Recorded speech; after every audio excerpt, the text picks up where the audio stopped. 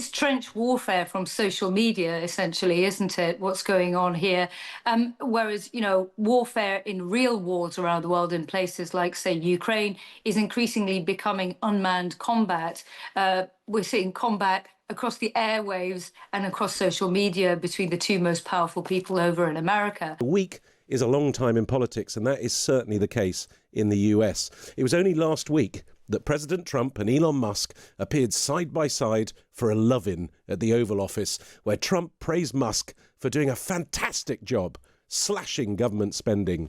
I just want to thank Elon and all of his people. Most of those people are staying. Almost all of them are staying, and they're going to be with us.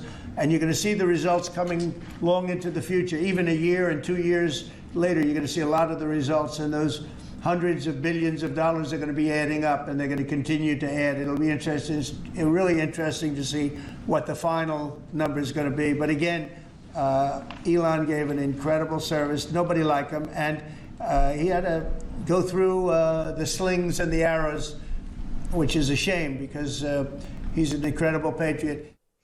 Those warm words are long forgotten after an astonishing row blew up and the two men traded insults on social media last night. Musk at one point suggesting that Trump was withholding documents related to Jeffrey Epstein's sex trafficking ring because the president himself was implicated in them. Trump then fired back at Musk's flurry of posts by calling him crazy and suggesting his government contracts and subsidies be cancelled. To get through all this, I am joined now by Nina Dos Santos, co-host of the podcast Control Alt Deceit, Democracy in Danger, and a former CNN international anchor. Hello, Nina. Hi, Dom. Where do we start? Did you believe it? When I saw this last night, I've kind of been anticipating the big fallout, but I didn't realise it would happen so dramatically and so fast. And when I read about that tweet or X that Musk had put out, I had to actually go back on X for the first time in a long time and check he actually did it. But it was certainly the Epstein one was pretty dynamite, wasn't it? X being the operative word now, because he's out in the cold, at least for the moment, until we see how this meeting between Donald Trump and Elon Musk that is mooted for later today will actually go, whether or not, we'll see a ceasefire being more quickly arranged here than internationally, where there are many lives on the lines in parts of the world that are real hot zones. But I suppose what's really interesting about this psychodrama is, one, because it's quite relatable, isn't it? We've all been in a situation where we might not necessarily have agreed with the boss's plan, but, for reasons of collegiate spirit, compromise, and also having to pay the mortgage, we kept our mouths shut. But if you're the richest person in the world like Elon Musk, or the most powerful person in the world like Donald Trump, and each of you have your own social media networks with billions of subscribers, you can just let it rip on there. Yeah, I'm pretty sure Elon Musk's pretty safe from being able to pay his mortgage, but still, Tesla and stuff has taken a massive hit from this, hasn't it? It's cost him.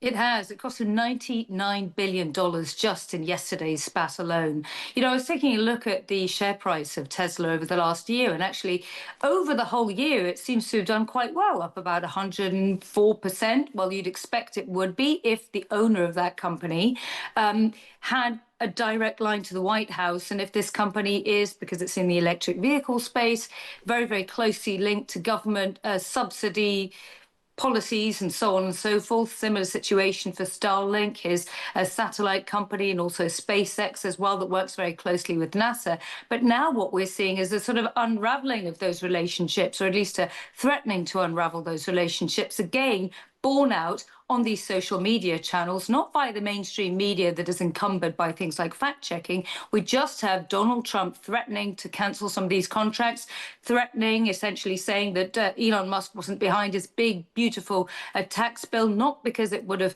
ballooned the US deficit, but really because it wouldn't have helped Elon Musk's businesses. And then at the same time, we've got Elon Musk now saying, well, look, some of those satellite launching systems, some of these spaceships that SpaceX runs for NASA, I might just decommission those and let's see how you go. There's a lot at stake for the American people here, largely because the Trump-Musk axis has been the closest link we've had between business and its relationship with the White House in, decades. We're going back to the days of, the Rockefellers and so on. Only then did business people have a close ear to the White House. And now it appears as though that's gone sour, and that can have some really big economic ramifications, both for Tesla and Elon Musk's own private wealth, but also for the American people who've invested so much in this relationship economically.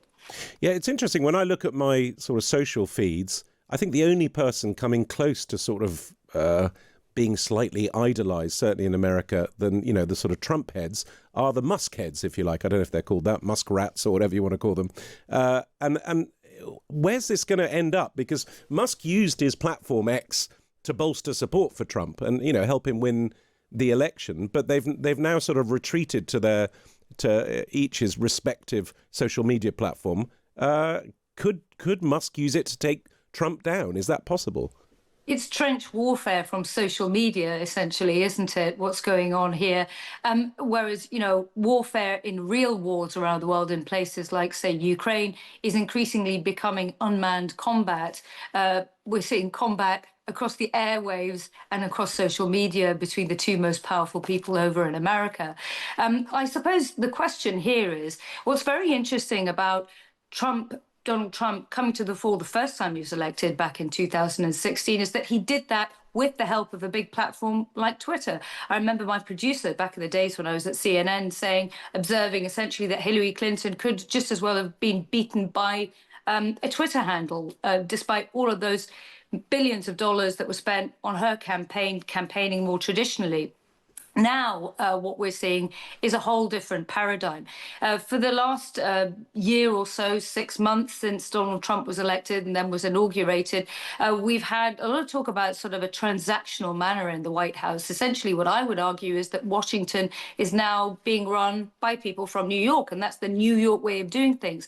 But the challenge that Elon Musk is presenting here with this tweet as well that he put out just a few hours ago at some point calling for Donald Trump to be impeached and replaced by J.D. Vance is, are we seeing that New York mentality giving way to Silicon Valley in the form of calls for J.D. Vance to potentially take over from Donald Trump?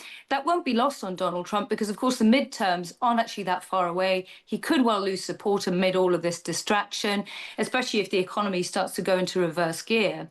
And as a result, what we could have is J.D. Vance looking stronger and stronger. And he is the ultimate candidate that was backed by Elon Musk's former business partner, Peter Thiel. He is the ultimate vehicle for Silicon Valley's agenda, supposedly, some say. So have we got a new American Civil War? In the old days, it was north-south. Now it's east-west, it looks like. West Coast for East Coast. It's like a good old hip-hop battle, basically. Does that mean, one thing we do know is that Trump does not like anyone becoming in any way successful.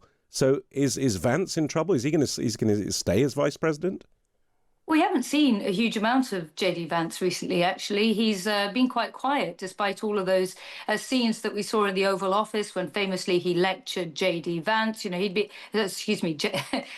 Zelensky lectured J.D. Vance. Obviously, J.D. Vance was very prominent with his trips over to the Vatican just before the last Pope died. That didn't end well. Of course, in India. But we haven't seen a huge amount of him recently. So, look, there are still a lot of people who think that this spat is utterly confected. There's a lot of people who say that this spat between Elon Musk and Donald Trump is perhaps being inflamed and isn't quite as real as we think it might be, or it appears on their social media channels.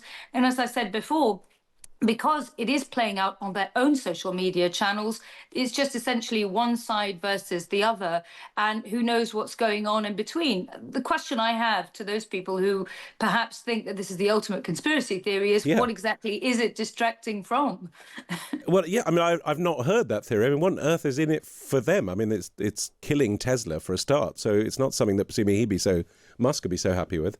Except Tesla is rebounding in pre-trading ahead of this supposed meeting for a détente that could happen later on today. So I suppose, again, this is creating volatility in the stock market. Some people lose a huge amount when there's volatility. Some people gain a huge amount if they're sophisticated traders and are able to short sell stocks and buy back at a different price. Who knows? We also know that when it comes to cryptocurrencies, the Trump family and associates of theirs, particularly the new generation of Trumps, the sons of Donald Trump, the sons of Steve Witkoff, his advisor, who's headed over to negotiate in the Middle East and with Vladimir Putin and so on. They have their own big Bitcoin ventures that are backed up by big Middle Eastern players to the tune of billions of dollars. And they've announced those quite suddenly soon after the US president embarked upon a huge tour of the Middle East. So, you've got real concerns about sort of the business dealings of associates or family members of some of these prominent individuals who are either in power, elected, like the US President Donald Trump, but also people who got so close to power, unelected, like Elon Musk, and according to the US President Donald Trump, were quite keen to overstay the official welcome that they're allowed to as non-elected officials, which is 130 days. And Elon Musk's time was up. Donald Trump says he didn't want to give up.